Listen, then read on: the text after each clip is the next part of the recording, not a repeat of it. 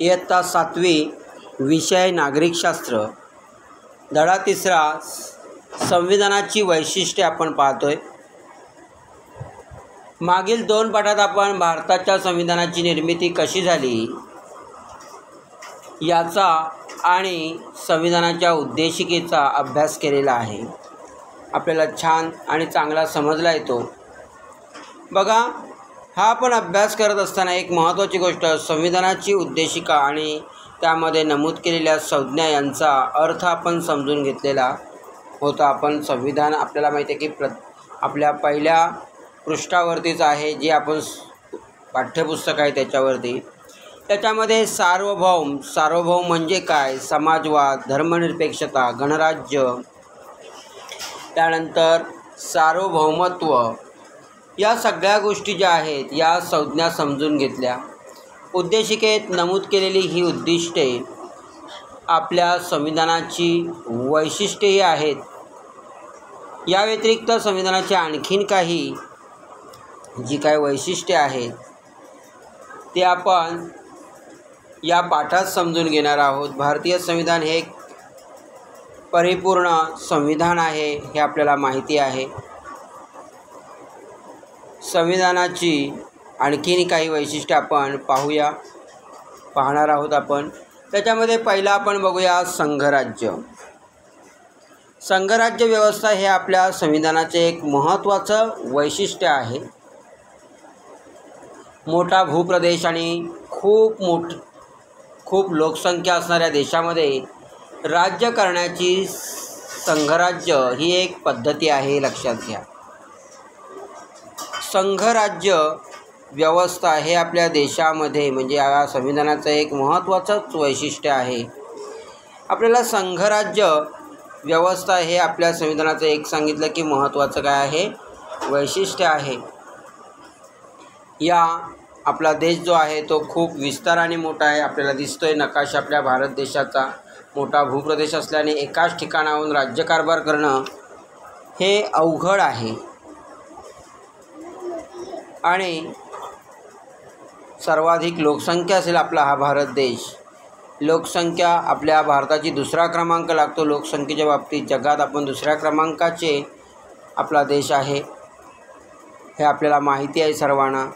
त्याचबरोबर लोकसंख्येच्या बाबतीत आपण तसं पाहिलं, तसं विस्ताराच्या बाबतीत मात्र जर पाहिलं तर 7वा क्रमांक लागतो। त्यामानाने लोकसंख्येच्या दृष्टीने विचार केला तर 7वा क्रमांक म्हणजेच आपला विस्तार लोकसंख्येच्या दृष्टीने कमी पडतो।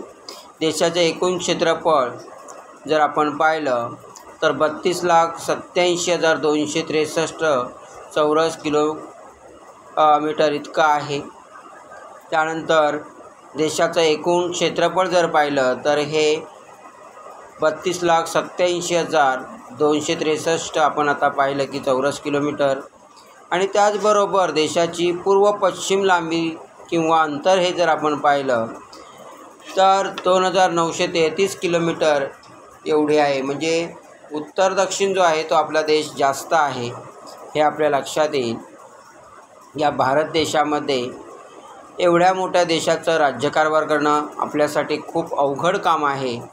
आणि ही मोठी लोकसंख्या आणि भूप्रदेश असणाऱ्या या देशाला एकाच ठिकाणाहून राज्यकारभार करणं फार कठीण बाब असल्या कारणाने बघा, दुसऱ्या प्रदेशाचे फारसं या ठिकाणी म्हणजे एका प्रदेशातून दुसऱ्या प्रदेशात लक्ष देता येत नाही। आणि याच्यासाठी यांना राज्यकारभारात सगळ्या लोकांना सहभागी करून घेणं गरजेचं आहे। मात्र असं जर असेल तर सहभागी करून घेता येत नाही। त्याचबरोबर देशाचं राज्यकारभार सुरळीत चालावा, सर्व घटक राज्ये पुरेसं लक्ष दिलं जावं सर्व राज्यांवरती। त्याचबरोबर प्रतिनिधींना राज्यकारभारात सहभाग घेता यावा आणि म्हणून देशाचा कारभार 2 पातळ्यांवरती केला जातो। प्रतिनिधींना राज्यकारभार सहभागी होता यावं आणि म्हणून देशाचा कारभार किती पातळ्यांवरती सांगितलं, 2 पातळ्यांवरती करता येतो। एक म्हणजे आहे संघशासन किंवा केंद्रशासन आपण ज्याला म्हणतो, आणि दुसरं आहे राज्यशासन किंवा घटक राज्य। बाळांनो, या पद्धतीने ही जी पद्धत आहे, 2 स्तरांवर राज्यकारभार चालणाऱ्या पद्धतीला संघराज्य पद्धती असं म्हटलं जातं. आता या पद्धतीनुसार विचार केला तर संपूर्ण देशाचं संरक्षण करणं, त्याचबरोबर परराष्ट्राशी व्यवहार करणे, त्यानंतर देशात शांतता प्रस्थापित करणं, त्याचबरोबर चलन व्यवस्था आणि आंतरराष्ट्रीय व्यापार इत्यादी कामं जी असतात ती केंद्र शासनालाच करावी लागतात. शिवाय देशातील रोजगार असेल, शिक्षण असेल, व्यक्तिगत कायदा, आर्थिक आणि सामाजिक नियोजन यांचीही जबाबदारी ही केंद्र शासनावरच शासन जे आहे या केंद्र शासनावर असतेच. त्याचबरोबर आपण पाहिलं देशातील रोजगार, शिक्षण, व्यक्तिगत कायदा, आर्थिक सामाजिक नियोजन याचाही केंद्र शासनावरच सगळा भार असतो. याही गोष्टी या जबाबदारी केंद्र शासनाकडेच असतात आणि त्याच्यानुसार त्याची व्यवस्था पाहिली जाते. या देशाचा त्या प्रदेशाचा कारभार पाहणाऱ्या या शासनाला राज्य शासन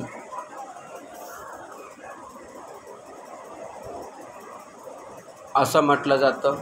बघा, म्हणून या ठिकाणी आपण आधीच पाहिलं की दूरवरच्या प्रदेशावर दुर्लक्ष होतं, तेथील लोकांचा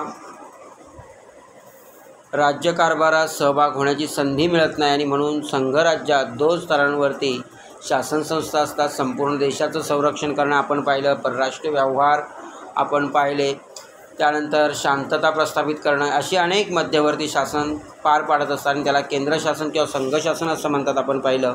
आणि संघ शासन हे संपूर्ण देशाचा हा राज्यकारभार करत असतं. आपल्या या देशात हजारो लोक राहतात, आपल्याला माहिती आहे, लाखो करोडोनी लोक राहतात.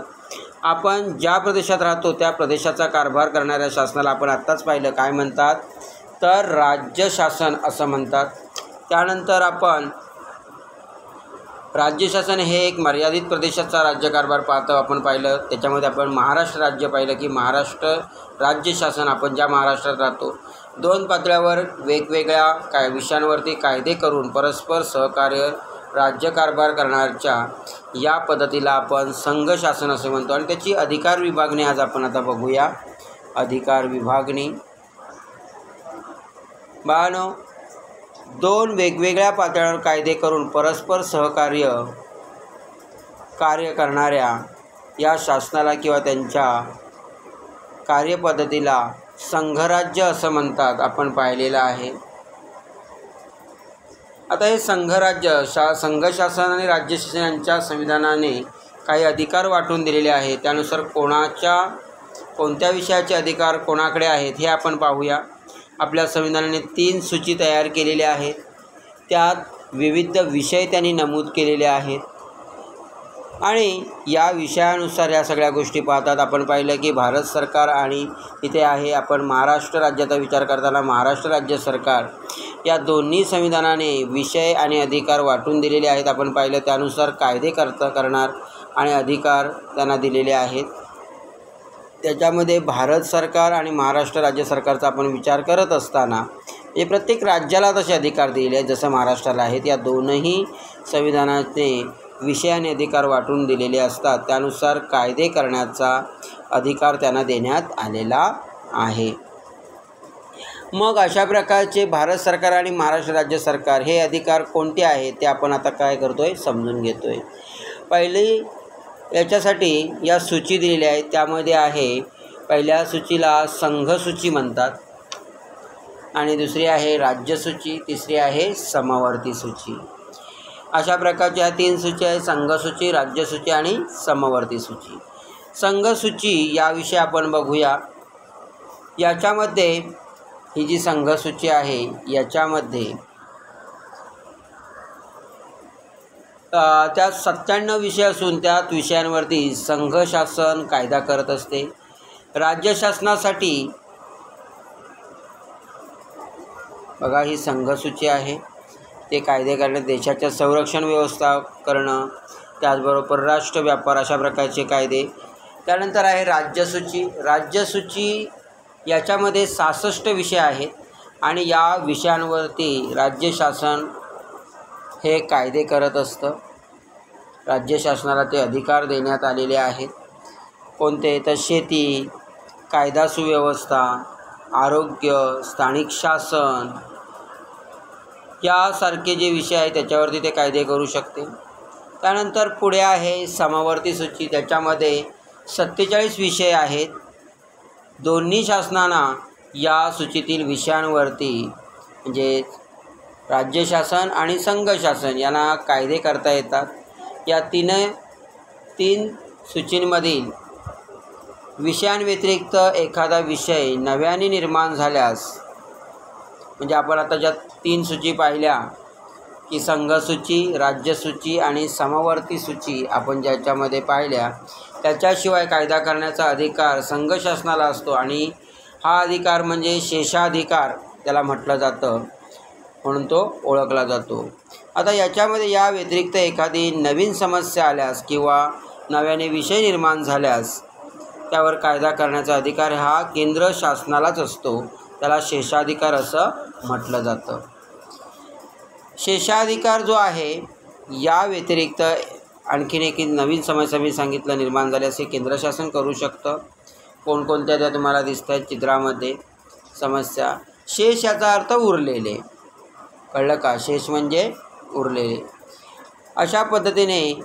अशा प्रकारे भारतीय संघराज्यातील अधिकारांचे वाटप झाल्यामुळे राज्य शासन आणि आपण पाहिलं केंद्र शासन म्हणजे संघ शासन यांना परस्पराशी सहकार्य करून देशाचा विकास साधता येतो.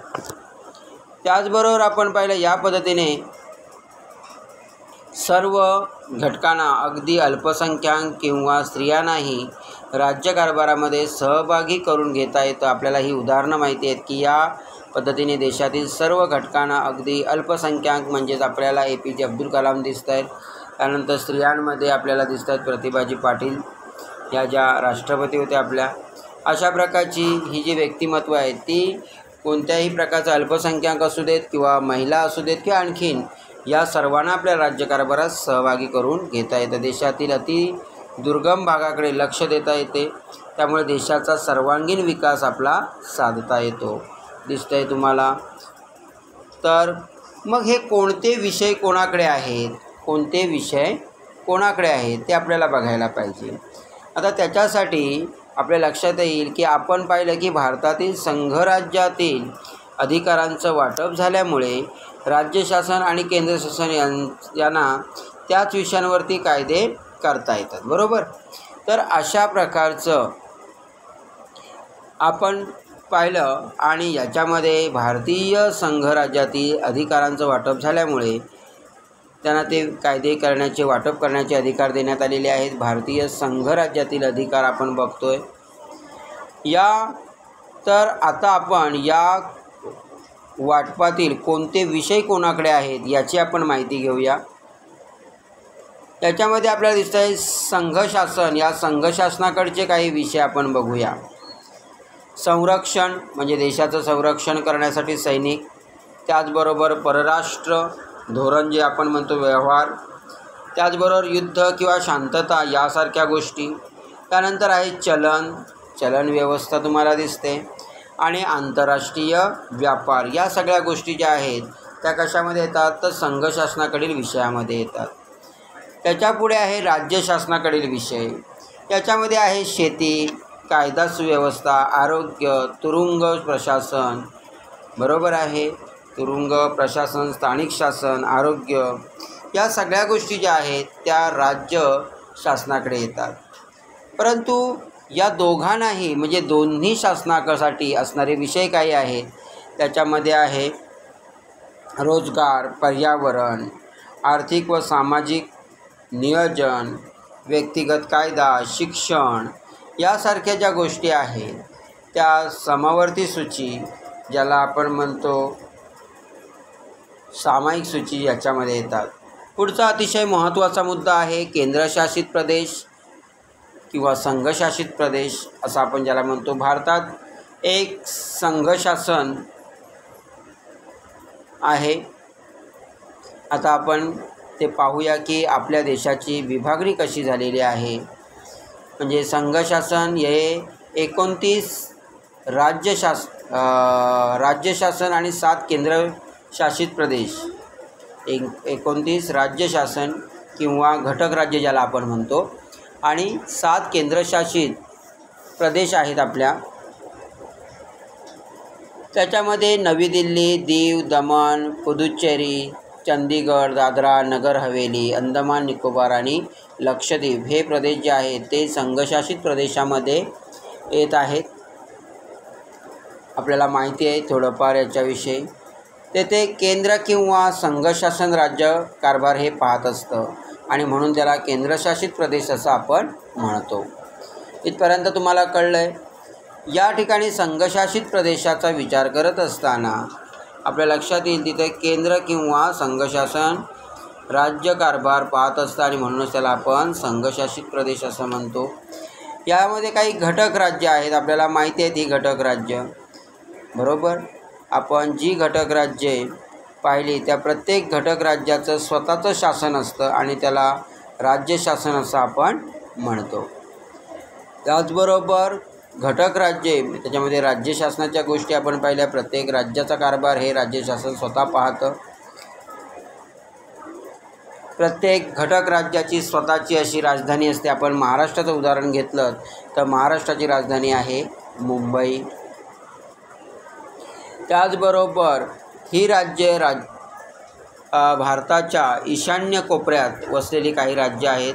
त्यांचा उल्लेख 7 सिस्टर असंही केला जातो, जी आपल्याला याच्यामध्ये दिसत आहेत. अरुणाचल प्रदेश म्हणजे इटानगर, आसाम दिसपूर, नागालँड कोहिमा, इम्फाल मणिपूर, त्याचबरोबर मिझोराम एंजॉल, त्रिपुरा आगरतळा आपण बघतोय, मेघालय, शिलाँग ही जी आहेत ती ईशान्य कोपऱ्यात असलेली राज्य आहेत. काही 7 सिस्टर असं त्याला म्हटलं जातं. कोपऱ्यात तुम्हाला दिसत आहेत ही राज्य.